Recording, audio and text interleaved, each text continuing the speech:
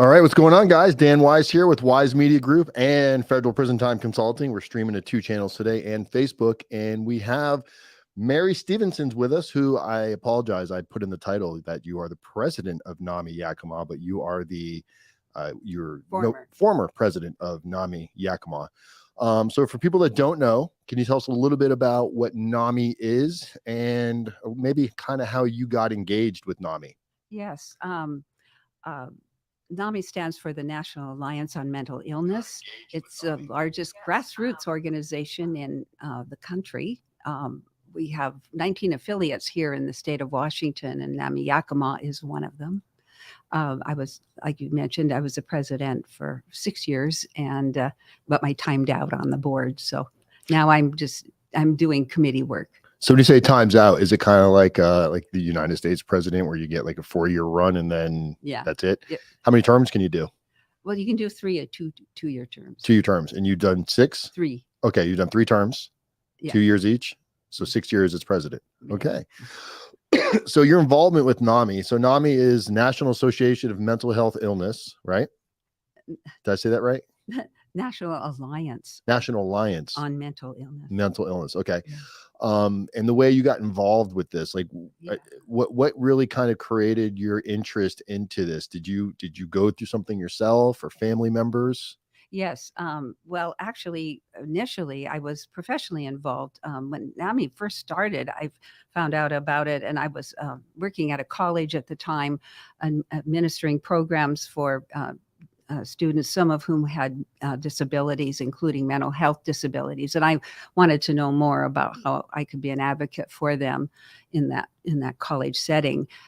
Later, my son was diagnosed with a mental health condition. Actually, it's now considered to be schizoaffective disorder. And he's been ill for almost 30 years now. So we've gone through the ups and downs of that disorder with him. And I imagine you found out early on that there wasn't a whole lot of support out there for where do you go to deal with the mental health? Someone said, we'll go to the hospital, and the hospital says, we'll go here. And it's kind of a lot of running around crazy. Well, because I already was aware of NAMI, I looked it up, and there was an affiliate here in Yakima, and I went to the support group, and they gave me, we had moved here from Olympia, so I didn't really know the resources in this community as well. And they really were helpful in getting us through the system here and getting the help that we needed and he needed to recover from the illness and to live a good life. How's he doing now? Well, he is living in Spokane, and he's doing okay. He doesn't like to be on his medication, so he's been actually court ordered to take the medication. But he's otherwise he's doing well. And did this help bring your awareness to to how many people were going through similar situations as your son that just had no idea until you kind of got involved? Exactly. And so I became, actually my husband and I both were trained to do what every one of our programs is like a program. So there's a family to family class. And so we were trained to be able to give that class to other family members, and that's just an amazing to the family. So not just the person that's dealing with the mental health issues, also the family, so they kind of know what kind of support is needed, things to look for, groups that are available, how to manage this, because it's not like you can just tell somebody, hey, knock it off, you're acting like there's something going on in there that needs to be dealt with before rational thinking comes into play, I would imagine. That's right. There's you can't just say pick yourself up by your bootstraps or just get over it. Right. It's something that really needs an intervention. And that's something you hear a lot is, mental health is BS. These people just, looking for excuses. And the reality is mental health is a very, very real thing. And it's probably become more so in the last, couple decades with social media so involved and how we're so separated from human contact now. Like you order your food online, you don't even have to talk to anybody. It's like Uber Eats, they drop it off at your door, you don't see anybody. So when you do talk to people, for a lot of people, they have that social anxiety of even talking out loud about it. And social contact is very important to mental health. So also well, go ahead. No, go ahead. I'm trying to remember what I was going to say. So go ahead. Okay, so we've got coming up this Saturday, you're doing Art in the Park, Mhm. which is sponsored by NAMI, right? Yeah. Okay, and there's going to be other vendors that are going to be there showcasing different services, mental health service. Is it all mental health related that are going to be there? Because I know there's a lot of artists there as well, right? Yes. Well, what we're trying to demonstrate through this is the importance of art to our mental health. There's been a lot of research done. With the understanding, we can do MRIs now of the brain and see how different parts of our brain light up during different activities, that kind of thing.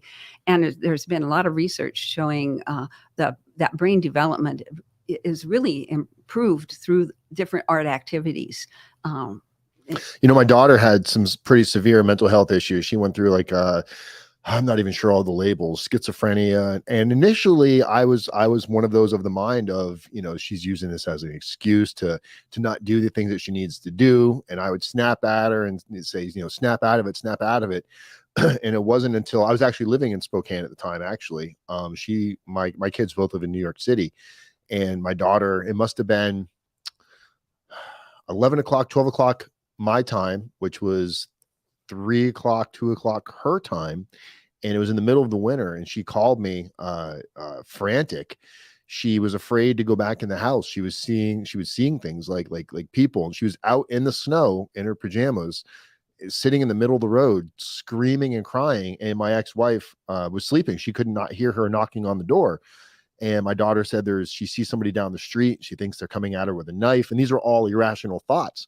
But to her, they were very, very real in the moment. Mm-hmm. And I didn't really know what to do. It's like, right. Obviously I'm in Washington. She's in New York. So physically there was nothing I could do.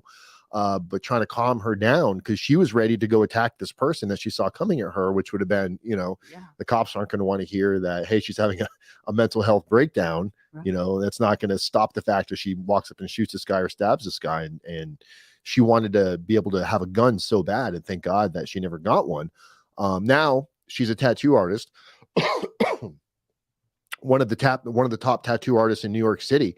And when she started getting into tattooing, tapping into this like creative art flow, I'm not going to say her mental health issues have gone away, because she has it completely monitored and measured now and tampered off with medication, but she has not had an episode or anywhere near the type of issues that she was dealing with and that we were dealing with then. And it was because of tapping into this artistic ability. Exactly. So is that what you see with a lot of what you guys are doing here? Yes. Well, my son was a music producer, and I keep saying music has saved his life. It's given him a sense of purpose, and so often people with mental health conditions, it occurs often when they're in their like early 20s, late teens, early 20s, and when they get these serious conditions like schizophrenia or bipolar, and so at any rate, it can be really helpful, and it's given him, it gives him a livelihood. Actually, right? He's not making a lot of money. An outlet, right? Yeah, he doesn't make a lot of money at it, partly because he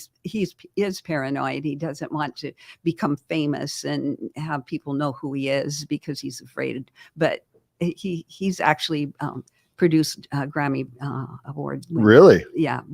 Music. Well, good for him. And I would say to anybody that's getting into any type of I consider myself an artist, even though I can't sing, I can't draw, and I can't play an instrument, but my love for video content and doing stuff like this, there is a level of artistic viewing that goes into it. So it's my artistic study. But most people that get into this, if anybody's trying to get into any type of an art, music, drawing, painting, I think you got to get into it with the understanding of most people aren't going to make money doing it. It's got to be for love and passion first. And if you get lucky and you're one of those few that, hit it big and you get a Grammy, great. Or else you get these false expectations and you're like, man, how come nobody's buying my art? Nobody's downloading my videos. And that probably, if you aren't monitoring those expectations properly, it could probably spike and create some triggers for somebody with mental health issues. Mm-hmm. So right now we're streaming on a couple different channels, and the reason why this is also on our prison consulting channel is I told you a little bit about my backstory. I got in trouble in 2011, came under federal indictment, ended up ultimately going to federal prison for 42 months But the real trauma mental part of it was from the time I got in trouble in 2011 until I actually went away to prison in 2014. I was out on like pretrial bond or bond the whole time. And the thought of going to prison was such a mental just effing torture that suicidal thoughts and what do you tell your kids? And so people that, I believe there's a lot of individuals out there that have underlining mental health issues that maybe they're managing it, but once they hit something that is catastrophic, it could be the catalyst, Mhm. the camel that broke the straw that broke the camel's back. Yeah, And we if sometimes say that mental health conditions will have like genetic, maybe predisposition, predisposition, but that there's triggers that will environmental triggers, and and it may have been dormant for years, didn't even know yeah. it existed, Yeah. And one of the concerns I have, for example, is the use of drugs because for young people using marijuana, in our state, of course, it's not illegal, Right.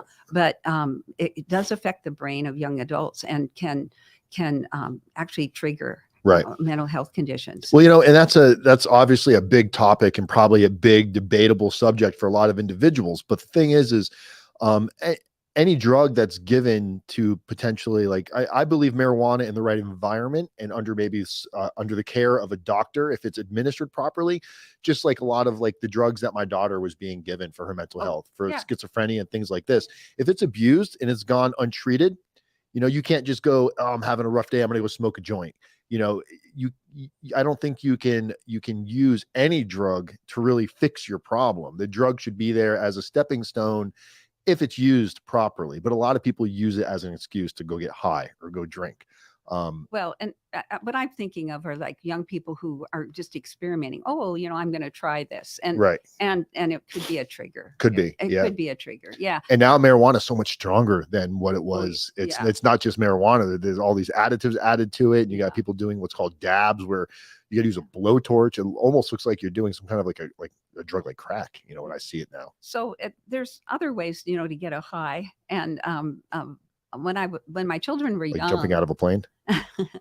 well, when my children were young, I read something by Glasser about positive addictions. And so I decided that they were going to have positive addictions for reading and for music. And so I encouraged them even from a very young age to like draw and color and you do art, Right. that kind of art, the visual arts, but also Yeah, it does the induce music. dope. It does induce your dopamines and your Yeah. serotonin levels when you're tapping into creativity. Yeah, and dance as well. That my daughters took dance, and actually my son did too for a little while. So yeah, and those kinds of activities can be really, really helpful. There's a lot of research on child development, on the importance of the arts, and which is why it's really a crime that so often the arts are eliminated when there's budget crunches in our schools. Yep. But And everything's become so political. It's become like the left versus the right, and any view that is viewed by a left or any view that is viewed by a right automatically becomes like demonized by the opposite opposing views. So it's a very thin line that people have to walk. Here in Yakima with NAMI, what are some of the benefits and some of the programs that if somebody in Yakima right now might be dealing with some kind of mental health breakdown, and maybe they're just now coming to terms with it. Maybe they're not having a full breakdown episodes, but maybe they're finding themselves getting mad, losing their temper, becoming, recluse kind of in their house. NAMI is here in the community. Yes. What kind of services and how would they reach out to find out what these services are? Well, a lot of our programs right now are still online after COVID. So, for example, we have the Connection Support Group, and statewide there are support groups online for family members as well. So, I was actually a family support group person. I'm no longer doing that. Teaching like I would facilitating. Okay. The support groups. Were these support groups where they come to like a conference room type of a thing? Yeah, that was pre-COVID. Now it's all online. Now it's pretty much all online, but we have some other programs available too. One going into the schools called Ending the Silence, where we talk with classrooms as well as the young people, the teachers, and the parents. Is it kind of normalizing the conversation about not making it so taboo? Yes. And where do you go? What do you do? What do you do if you're having some symptoms or your friend is? And who's a trusted adult? And Right. we've actually implemented a new program. It's not a NAMI program, but it's related. It's called Becoming a Trusted Adult, where people learn self-regulation activities that they can do for themselves, and then work with young people to help them to be regulated. Okay. And so that's been a really exciting new program that kind of fits in, where do you go? Right now, a lot of the people that participate in that are people, for example, in mentoring programs or other kinds of programs, but any parent or it sounds like it's adult. Good information for really, and even if you're in a healthy, I don't know what a healthy relationship is these days, but even if you're in a healthy relationship environment, father and mother and I can't put my words together over here, mother and father in the house together, and it's more or less a proactive household, pro-social household, even they could benefit from things like this, because you never know who's in your family. It might not be your immediate son or daughter. It could be, my brother's kids, friends.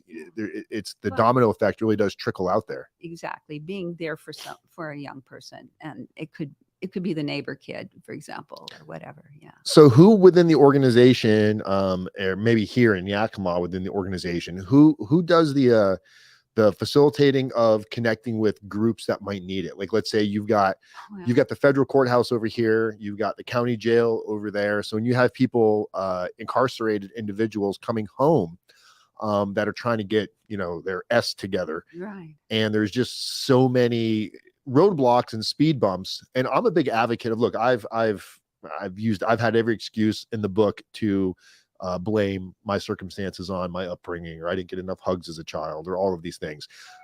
So even in my opinion, and this is something I'll be, and I'm speaking at the NAMI event, guys, 12:30, I'll be on the stage over at Art in the Park. And,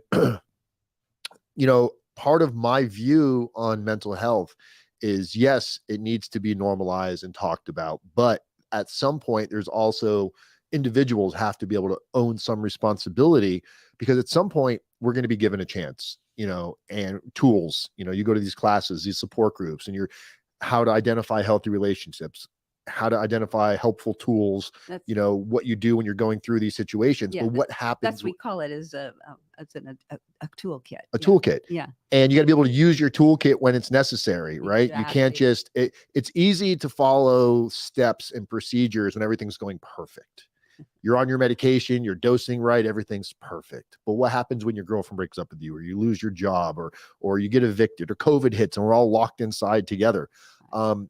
Hopefully people are learning how to utilize what they're taking, or else they're just going to go back out there and be victims again of circumstance. Yeah. Well, a lot of people will call 911 right now, but because of the need, there is a new line. It's called 988. And that's for people that are in crisis or have concerns. Is that nationwide or just here? Nationwide. So 988 connects you to who? Well, it'll connect you to somebody regionally. Here, I think People for People is doing it. What is the? Is it kind of connect you with like a mental health specialist, or at least somebody that is trained? Somebody will listen and will try to connect you to the resources. Yeah. I think I told you, I don't want to say any names, but my neighbor, just a couple days ago, recently, he took his life in the middle of the night. We got a call, took his life in the garage, by hanging. I don't want to shy you, trying to yeah. Trying to normalize these kind of conversations. It's tough, because you want to be respectful to victims and stuff and their families. But if he had been aware, I believe families can use these tragic, horrible situations that happen as cautionary tales to maybe stop it from happening to somebody else. Maybe if he had known about 988, is that it? Mm-hmm. Maybe if he'd known about 988, that could have been the difference. He could have had somebody on the phone that could have just been that 5 minutes that he needed to get that irrational thought that he somehow rationalized that this was the only answer. Mm-hmm. And who knows what demons he was battling. But bringing that awareness to people that know that they can reach out, because I imagine somebody that's in that dark spot, they really have hit what they feel is a dead end in that moment, and they don't feel like there's anybody out there that understands. There's nobody that cares. So Right. they go through with the act. And it's easy for somebody to say, oh, he was weak or he took the easy way out. And the reality is, I don't know. I mean, obviously you can't ask anybody after because they're not here anymore, but it doesn't sound easy to me because I went through the dark time facing a federal prison sentence and wondering, like, what am I going to tell my kids? And kind of the woe is me kind of a thought process where I thought about killing myself. I checked the weight in my closet to see if, the rack would hold the support of my neck, but I would get terrified and couldn't go through with it. So it's not an easy process to do. So bringing awareness to these people that are coming out of the prison system, because that's something that I'm passionate about. And there's a lot of mental health surrounded about that. Well, so if we wanted to get people trauma is involved, one of the major triggers. Let's face it, how would we get somebody like NAMI involved with the court systems when people release as a resource? Maybe you guys already are. Yeah, to a degree. And we do have advocacy. So for example, we had a meeting years ago where we were concerned that people were being let out of the Yakima County Jail at 3 a.m. in the morning with no resources to go. So we put together a little resource booklet, just, and called 211. That's the kind of the line for resources in the community. That's the other one. If you're just looking for resources, you can call 211. So 211, and you talk to somebody, or is it yes, like okay. Yes, and it gives you resources for all different areas? Yes, like housing, food. How the heck is this not more known? I don't know. It's it's baffling, right? Yeah. It's because there's no money in it. Because companies can't get they don't know, they haven't figured a way how to profit off of it yet, so they don't really promote it. Right. So you said you got this resource kit for people getting released from Yakima County Jail. Yeah, we had just a little. It was just a couple of 2-pager or whatever. How would they find out about it? There are mental health professionals at the jail, okay. So they give them to them, they distribute them, but we've gotten funding from like the Yakima Valley Community Foundation over the years to fund this resource book, and it's really expanded. It's just gotten all kinds of information in it now for mental health, for physical health, and where to go if you're needing housing, like I said, and how reliable are we update it every year, so. Because I know when I came home from federal prison, they had that was in Spokane, is where I'm from Florida. I did my prison time in Florida. My fiance of almost 20 years, who also got indicted on my case with me, she went to prison with me as well. We worked for a doctor that was overprescribing pain medication out of Georgia. And when we came home to the halfway house in Spokane, I was more fortunate than a lot of other individuals. I had family, I had support, I had friends, but I was still looking for what resources were available, and they would give me access to all these resources. But when I'd get to the resource center of, specific detail, there would be more curveballs. Oh, we no longer provide this. We no longer provide that. We don't know why that's still in there. There is and of course, there's such a need for mental health help right now, right. For professionals to help. There's just such a need, and housing is, there's housing, jobs, and housing specifically. That was like if you have a conviction of a felony. Whether it's a violent felony, a non-violent felony, a sex offense crime, sex offense has a major mental health association to it. Yes. And it's so taboo that, a lot of people don't want to discuss it. And it's very easy to go, oh, well, they all deserve to be, castrated or decapitated or put it onto an island and sent away. The reality is the country we live in, even if that were the truth, even if that was what ultimately should be done, it's not what's being done. They go to prison for a few years and then they're released. And there's not a whole lot of help. Yeah, without treatment. Yeah. There's no treatment. And then you wonder why these people are recidivating and they're committing another crime against children. It's no different than any other addiction. You have somebody that's addicted to heroin. As long as they're getting treatment and they're on medication and they're seeking help, they might be able to manage it and keep it under control, but they're still potentially a drug addict. They have to know the triggers, where to stay away from.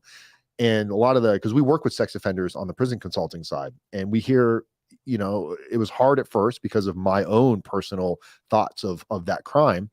But they would all kind of have a very similar story. Most of it was like child pornography cases where they would talk about they downloaded something, then they did something they shouldn't do with it, and then they would feel guilty and delete it, and never want to do it again. But then the urge would resurface, very similar to what you'd hear like a drug addict say.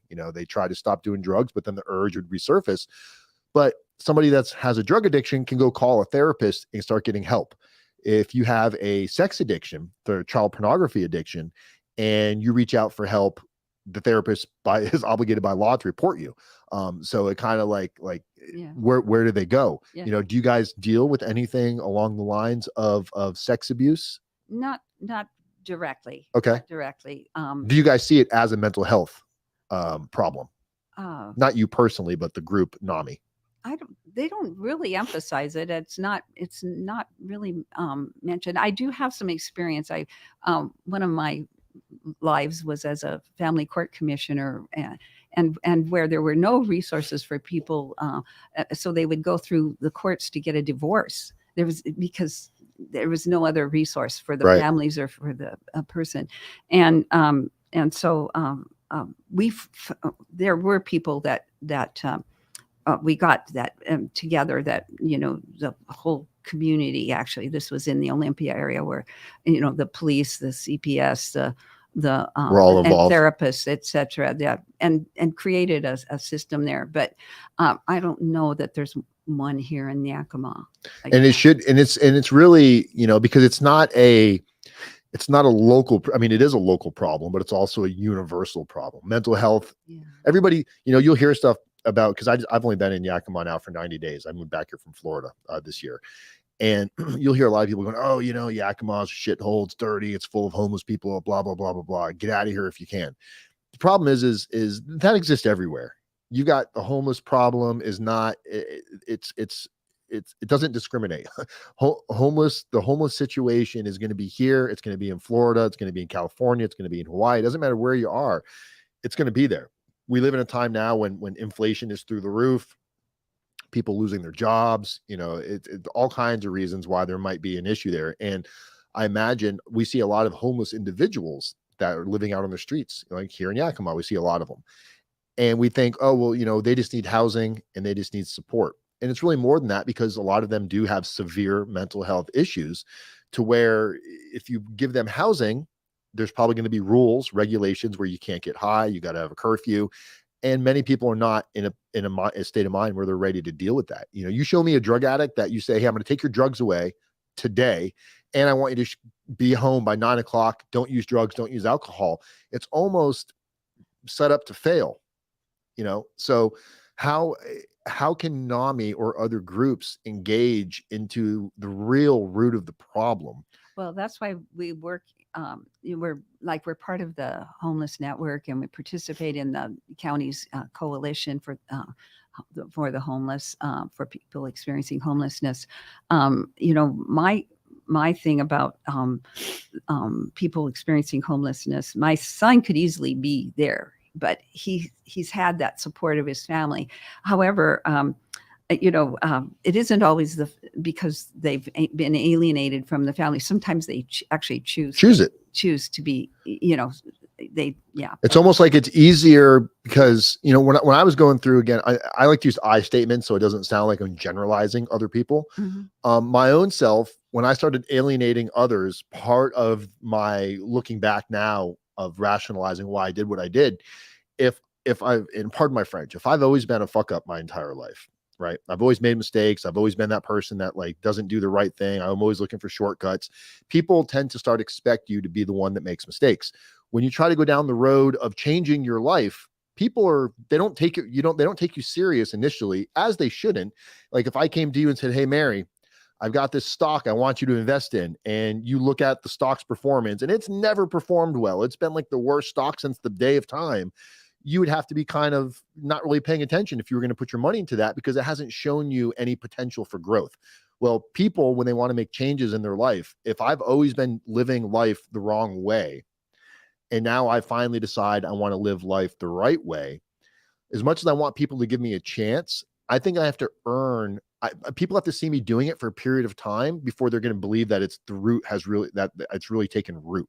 Like when my daughter was no longer showing these mental health blow ups, I kept thinking it's going to be any day now. I'm going to get the call. Any day now I'm going to get the call. And it took about 1.5 years before it became normal. Now I would be shocked if she called me and told me she had a mental health breakdown. But it takes that time to create habits and new adjustments to your life.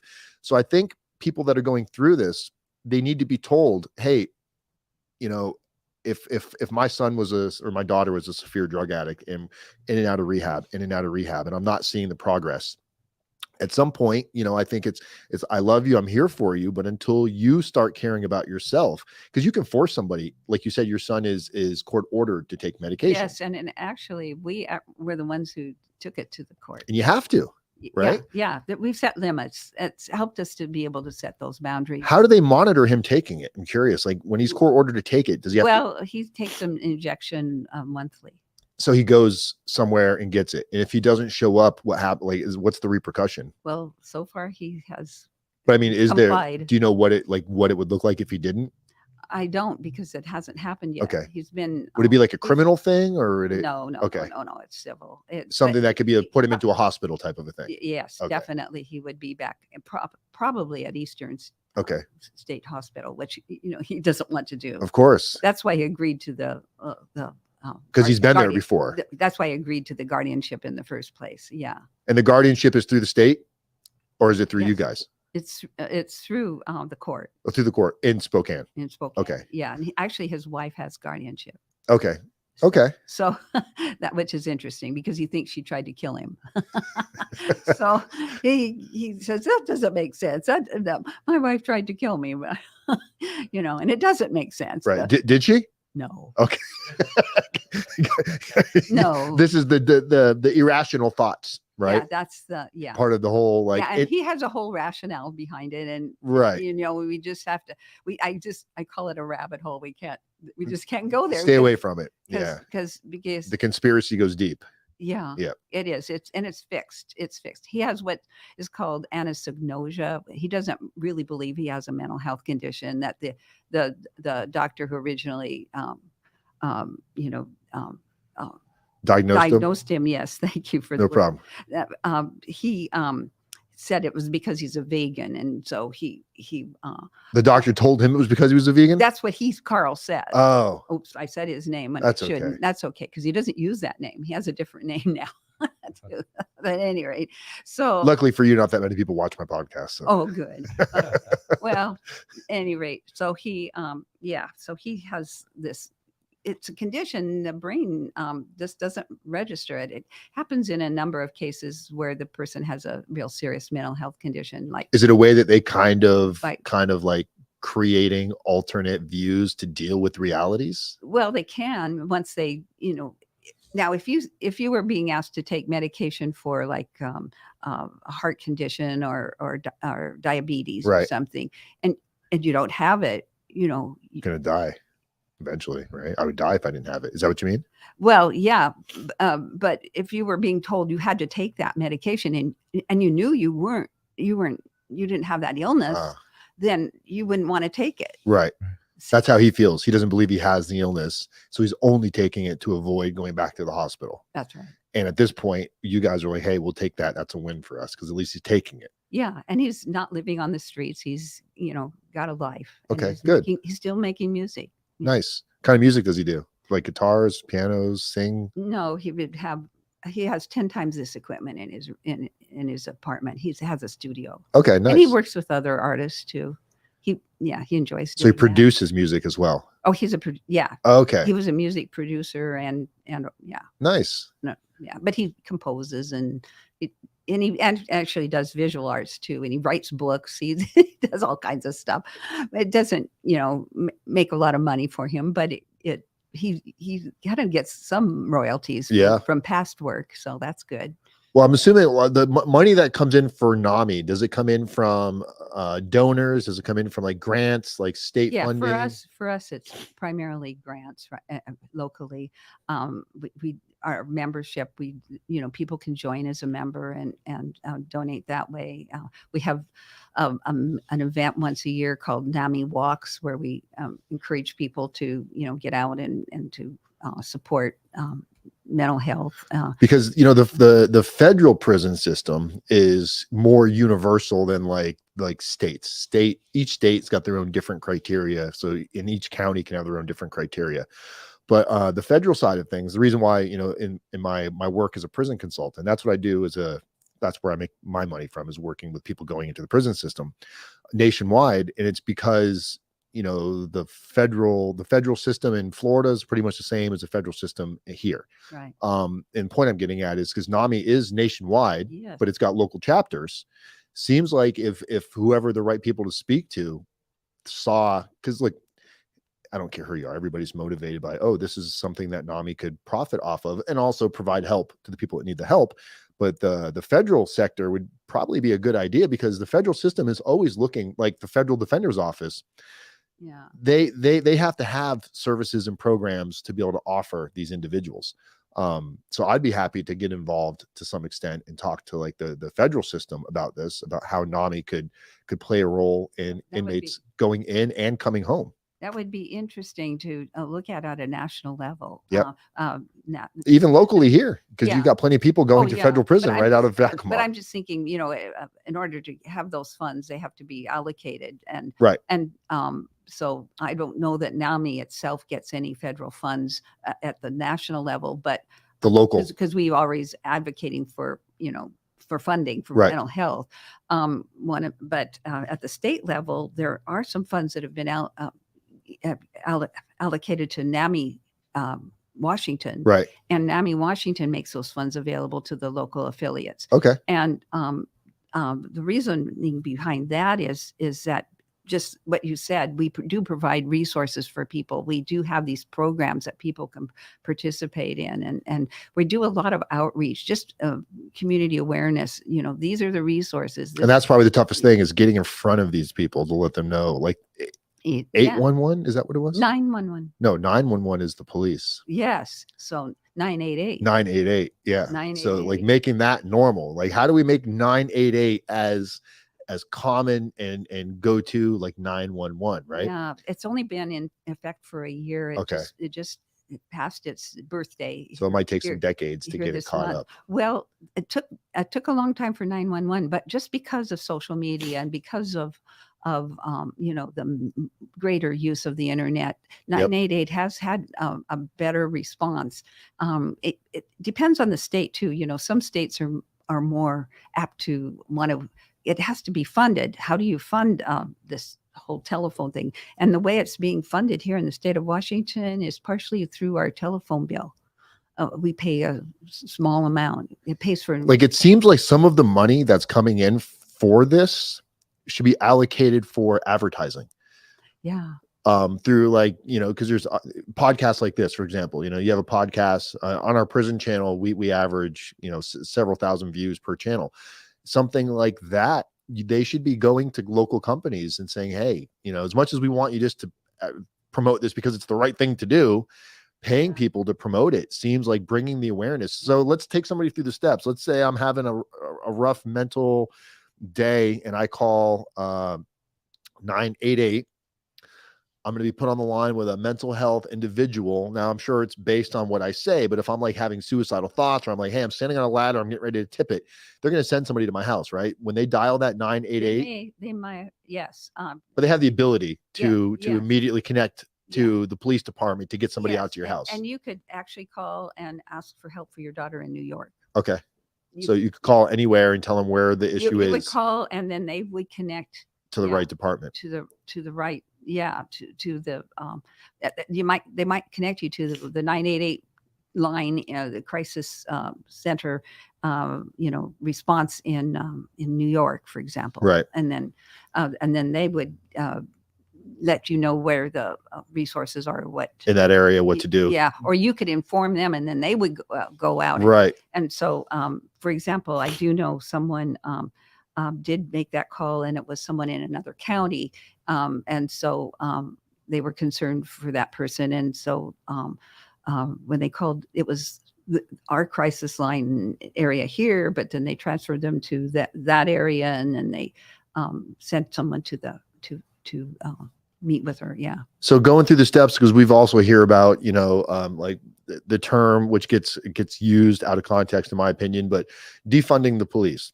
Now, defunding the police, I think what really means is, obviously we're not trying to get rid of police, but we're trying to, when there's a domestic situation or a situation like what we're talking about, you're having either the police with additional training to be able to handle these delicate situations, or having somebody that's in the profession of mental health specialist going along with them for like domestic disputes. That's right. Has Washington or Yakima specifically made any progress in that? Some, yes. In fact, we've been very actively involved in helping to train the police in crisis intervention team training. NAMI specifically has had a hand in training? Yeah. And awesome. Yes. And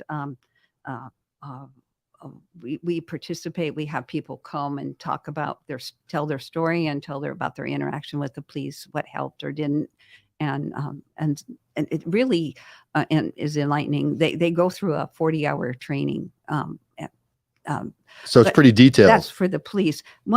And then because of a lawsuit, that's a lawsuit's got to go screw everything up for everybody. No, they got help? Money going into to a fund to provide mental health resources for people in jails. So because this guy wasn't getting any help, right? He was rotting in jail without any help.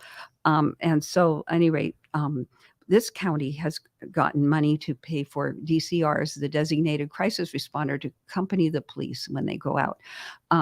They're moving more and more toward what are called crisis intervention teams that don't necessarily include a police officer. Okay, depending on the situation. Depending on the situation, right? Yeah, I know sometimes it is necessary to have someone with that authority, right? But if there's potential danger, but often it's not that. It could be talked to. Yeah.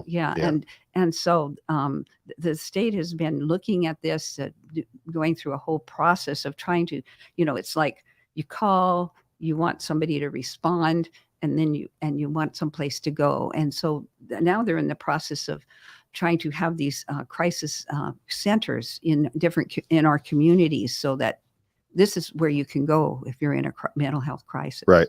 So no matter what your crisis is. Yeah. Because a lot of people are going to the emergency room or jail. Right. And they're not really getting any help. No, it's almost like going to the DMV or the tax collector's office. You're dealing with people that are not, a lot of these people that work in these places shouldn't be in these positions, right? You go to the emergency room and you got people that are almost yelling at you. Well, the doctors are there, and the nurses are there frantic for physical crises. Right. And they're not really trained to deal with the mental health crises. And the other is just because they'll kind of stack them up in the hallways and stuff. Right. It's just, and then the person almost doesn't want to go there because they know what they're going to, it's like your son would rather take the medication and go back through those experiences, and I imagine the initial, like if your son had to go back to a mental hospital, the first couple of days are probably the worst, because you go through intake, you go through, kind of the process of events before you get to like your room and working on getting out. Which in each community is different, and right. Some don't have any resources, so where do you go? So it's tough. Yeah. So does NAMI have any areas here where there's like housing that's sponsored by them, or?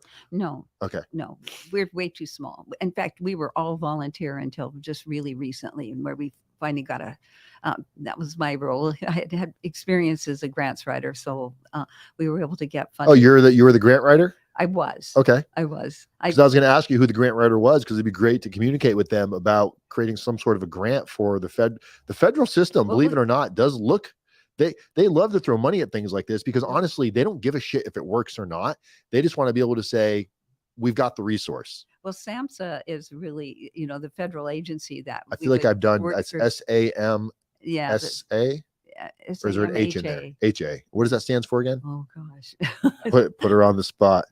Sam. Let's ask your husband. He's over here patiently watching. How you doing, sir? No, I can't remember what the S stands for. We've done an interview with somebody from there. I think it was still in Florida, but it has something to do with mental health as well, Oh correct? yeah, it's Yep. Mental Health Administration. Yep. Yeah, and so Substance Abuse and Mental Health There you go. That's what it Administration. was. Yes. Yeah. So any rate, now I'm getting off track. That's but, okay. Yeah. That's where the conversations always go off Yeah. track. So back to Art in the Park. Yeah. What so obviously it's open to families, Yeah, anybody that wants to come. We really want to encourage it, just to affirm that what we're doing is helpful. Right. That you can do something simple that will help one's mental health. For example, I've been reading this book called Your Brain on Art. It's by a woman named Susan Here, let's hold it up Meg to the camera. Summon and Ivy Ross. Widescreen. And it's an amazing book about how art impacts our brain in different ways, in different forms of art. And I happen to suffer from migraine Just have her hold it. headaches. Oh, here, you hold it. Just point it at that camera. At migraine headaches, and in here it says, "Oh, you can dance seems to help migraines." I'm going, "Oh, I'm gonna have to dance more." Now, is this book, and you can put it down now. You don't Yeah. get, so like I got exercise. I got it. I got it locally at things. We'll put a heard we'll about put a it. link to the description in there, so people, if they want to get it off Amazon or whatever, we'll drop a Yeah, link. yeah.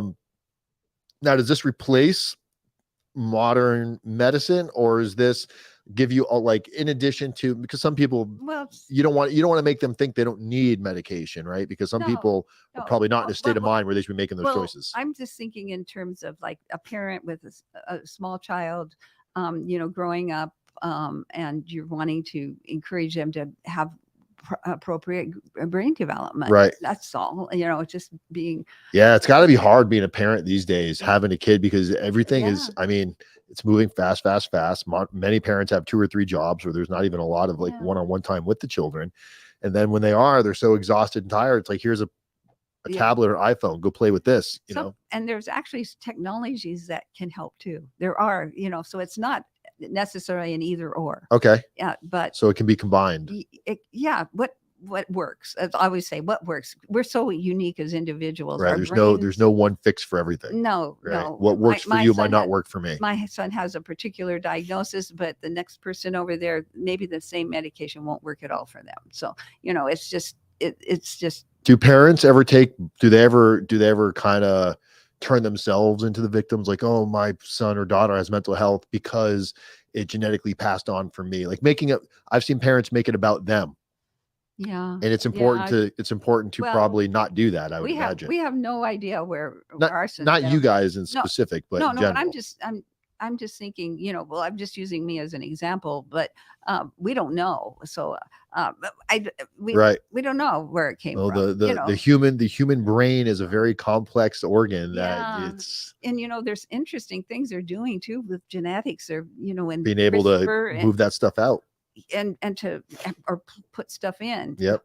Which people are very, it's still very there's I'm all for a lot it. of them. There's a lot of moral and ethics. The church groups get involved pretty deep. Well, ethics is scary, but I mean, we can clone people, for example. Do you really want to be cloned? I don't know.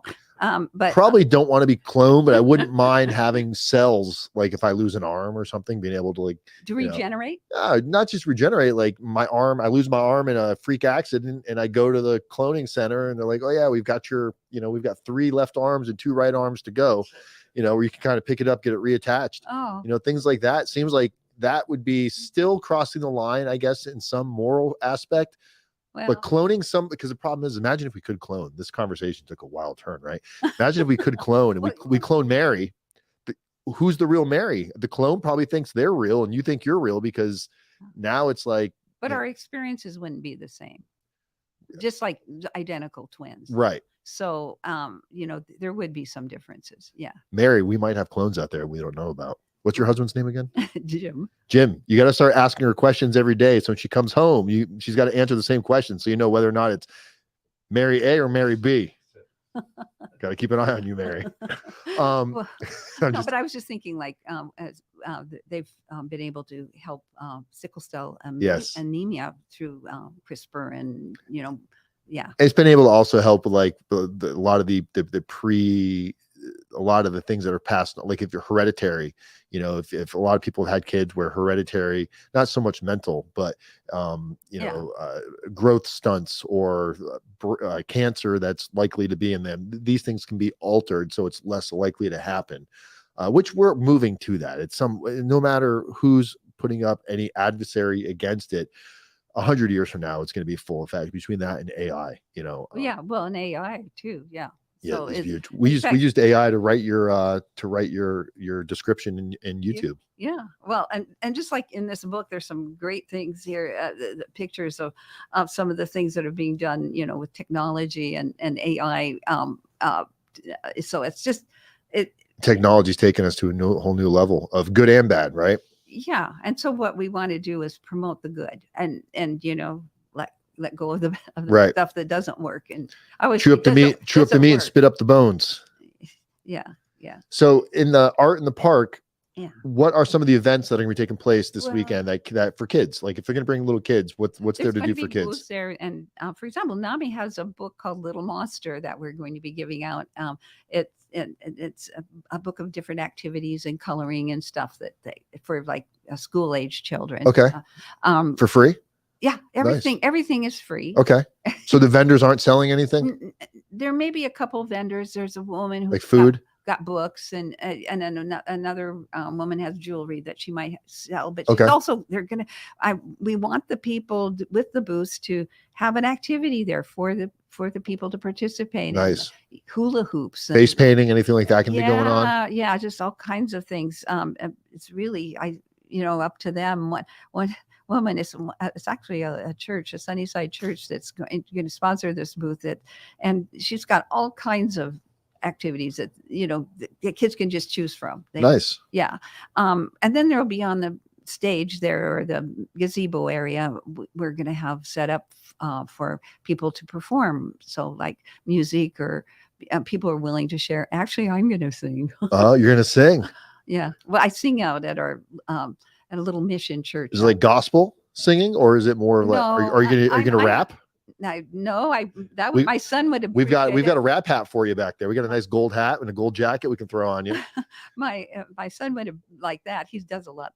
That's when he was still in high school. He said, I don't want to go to college. I don't need a degree to rap. Right. But so he produced a group called the Ghetto Boys. Oh, nice. And he's done some serious rap. Very cool. You have to, off the air, so I can look him up and check out what he's doing. Yeah. Obviously off the air. But so there's gonna be events for the kids. It's gonna go from 10 to 3, right? 10 a.m. to 3 p.m. on Saturday, July 29th at Franklin Park. The stage, and again, guys, if you want to come hear a little bit about prison reform and how mental health affects the prison system, going into prison, coming out of prison, I'll be giving a little presentation around, I think you said 12:30 or 11:30.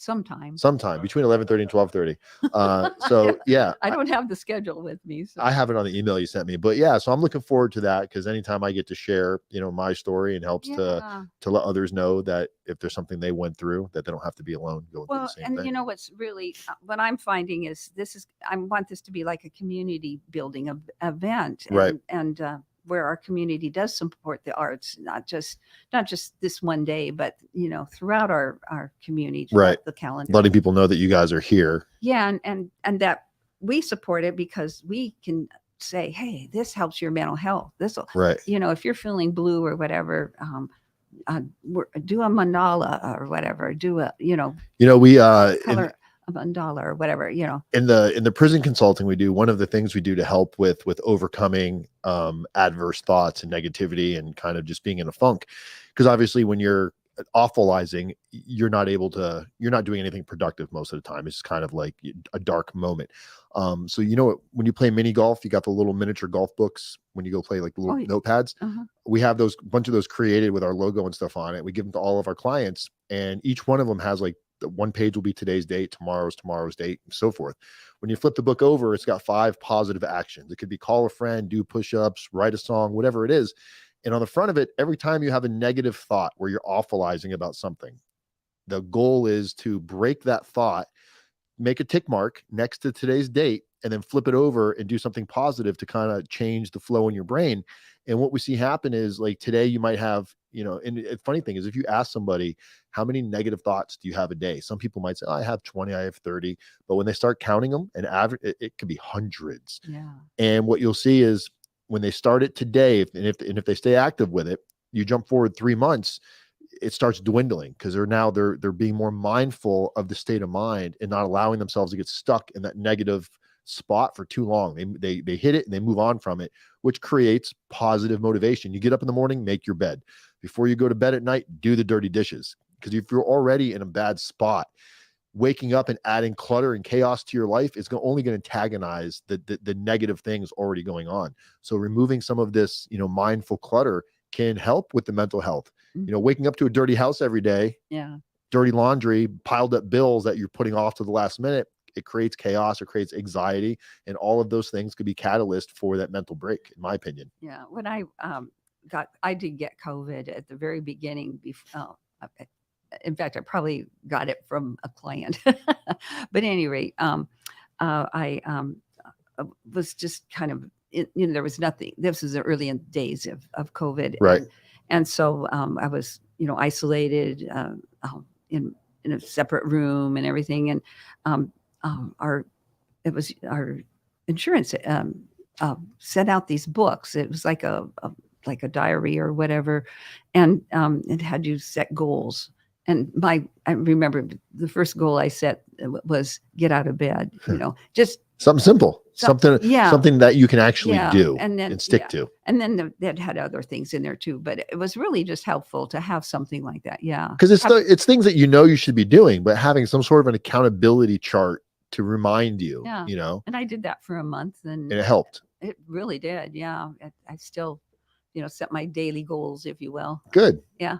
And we tell people, if your goal is to become mental health free and have your mental health under control, that's great to have that goal, but what's going to be the intermediate small goals that are going to get to that? It's like what you said, start off getting out of bed at a certain time every day. Give yourself actionable steps that you can actually maintain. Don't jump to such an irrational, like, I want to, I'm going to go buy a house tomorrow. It's not practical.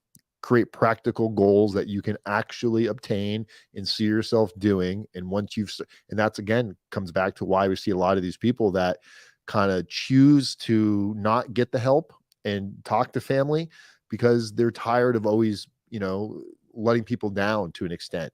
So giving them the ability to say, hey, you can mess up as many times as you want. I'd much rather hear it from you than find out from the police officer or the hospital that just brought you back in, because you were afraid that I was going to, look down on you for falling off your bike again. We fall off many times. It's kind of like, just each time, hopefully you can make a little bit more progress than the last time, and giving people the space to, obviously we don't want to see people fail, but failure is part of the learning curve. You have to be willing to make mistakes. You can't just walk through life, flawlessly. So I look forward to Saturday, and I'm glad that I get to be a part of this. And I'm glad that you and your husband came in here today. Thank you. I just wanted to say that Sure. Before we close out, this is really a lead up to another event that we're having. It's called Pathways to Hope, and it's a conference for the faith communities in our area, or anybody actually. Okay. But it's trying to engage faith communities in providing that support, because if, again, that sense of community, people need to belong to. When is that going to be? August 20th. Is that what this is? 25th and 26th. You want to hold it up? Again, free. And we have it. So we've got, we're going to have August 25th, 9:30 to 4 p.m. August 26th, 9:30 a.m. to 2:30 p.m. And this is going to be at the Yakima Covenant Church, 615 Summit View Avenue, Yakima. Do they have to? So there's a QR code, guys. So if you're watching this right now, all you have to do is hold your phone, hold it up a little bit. Good, Tony? You see that QR code, guys? You can either do it now live, or you can do it on the replay. Take a picture of that QR code and you can register. And this is Mary's workout for the day. We're seeing how long she can hold things up on camera for us. But yeah, we'll actually put a copy of this Yeah. and we'll link this in the description, Mary, so people can Yeah. and everything we're doing right now, it's on Facebook. So you'll be able to take this link when we're done, and you can share it to the NAMI Yakima Facebook groups. I saw you guys have one. Let's show them social media a little bit here, Tony. If we go over here to this screen, Tony's going to bring up and escape. There you go. And we have Facebook. So we have the National Alliance on Mental Health Illness, Yakima County. So do you have access to this Facebook, Mary? Yeah. Oh, no, I don't anymore. Somebody does though, right? Yeah. So you can give them the link, and they can post this link. So if other people want to know more about the events that are going on. Yeah. And then over on the website, this is NAMI Yakima. So this talks about, we've got an event calendar. It looks like up on the right over here under yeah, and if you scroll down, you can you'll see, keep going there, the latest. Oh, here we go. Those are events coming up. Okay. You can register. There's Art in the Park. Yeah. So the one that says register now, Pathways to Hope Conference, that's the one that we just showed up on the flyer, That's correct? right. That's right. Okay. So click on that, Tony. So yeah, guys, if you want, and now right now what we're seeing, they're seeing this on the screen. So this is on the screen. So if you guys want to go here and you want to register, is there a register button on here? There should be. Oh, there it is. Register here, right above. Oh, right. See, Tony, right above, back to all news, right above that. Over here on the left. Right up, just above it, right there. Down. Man, how are you not seeing it, Tony? Right there. There we go. I know. We're gonna get Tony glasses. It's coming. Don't worry. Well, you have to read the whole thing. Go ahead and click on it, Tony. There you go. So this is how you would register. Mm-hmm. Okay. And that shows the schedule. We'll have workshops. The mornings are primarily plenaries with national speakers, and then. Well, if you guys have any opening for speakers, you'll see how I do it this one. And if you guys don't hate me after my speech, then we'll go from there. Okay. Are you going to be there? He comes along with. Okay. He's the bodyguard. Yeah. And then and then they register over here. Okay. Right. Yeah, guys. So look, even if you're not dealing with mental health issues, there's a good chance that somebody probably is, that hasn't opened up and told you about it yet. So I think it's the more people talk about it and make it a normal conversation. Well, just like when I mentioned to you, then you started to tell me about your daughter. That's how it goes, right? Yeah. You'd be surprised. You start talking about it, and usually the person you're talking to is either directly going to have an experience or indirectly through a friend or a loved one that's gone through something. So it's really not as taboo and offbeat as we think. It's just, for some reason, it's a conversation that people initially are uncomfortable talking about until they're not. Well, there has been a stigma, and we're really trying to kill it. We're trying to kill the stigma. Yeah. Let's make the word kill a positive word. We're going to kill the stigma. Me and Mary, we're going to get this thing. We're going to bury it 6 feet under, and stigma is no longer going to exist. Hopefully one day. 988. 988 is your alternative number for the emergency. It's the emergency mental health hotline nationwide. You can talk to somebody live. So if you're going through something, maybe before you call 911, unless if it's that severe, maybe 911 is not a bad idea. But if you just need some help, and you need maybe some words of encouragement and a couple seconds to figure out what you need to do next, you never know. They might say something that you didn't even know existed in your area that can give you the help you need. Because domestic violence is pretty up there too, and especially when COVID kind of compacted, everybody was stuck in their house.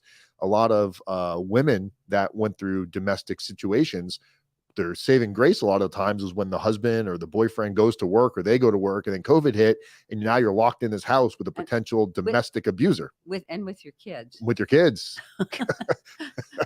Yeah, which raises the stress level. It does, because we're not really trained how to deal with our kids 24/7 until you're locked in a room with them. Locked in a room with them. Yeah, exactly.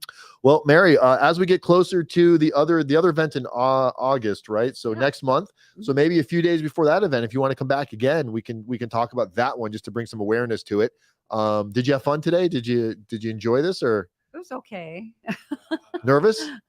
No, not so much nervous. Well, it's more like trying to find the right words. Okay. I want to make sure that I don't say things that might be offensive or harmful to someone. Well, you know, I can tell you, I don't think you said the wrong words today. Always looking for the exact perfect words. It's usually impossible, but I think people appreciate when they see somebody having an organic conversation, talking, because we're trying to normalize it, right?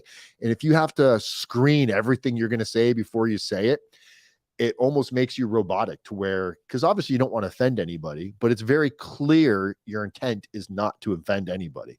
No. So if you did offend somebody, clearly it was by accident, and people should be able to decipher the difference between somebody's intent behind their actions. And your actions seem very wholehearted. So I don't think you offended anybody. Okay. Well, I hope I didn't. How do you offend how do you think she did? Okay. You approve? He approves. Bodyguard says yeah. Well, Mary, thank you so much. I look forward to seeing you on Saturday. And if you need anything from us, feel free to reach out. You know, I'm excited to have you come out and videotape the. Yeah, we're going to be videotaping the event. We're going to do some drone footage for you guys. So it's going to be an interesting day. It will be. Yeah. All right, guys. I'm Dan Wise Media Group. We got all of Mary's links, all of where you can find her bio, where you can find more about her Facebook group, where you can go check out NAMI's website, national and local here. It's all in the description of the videos.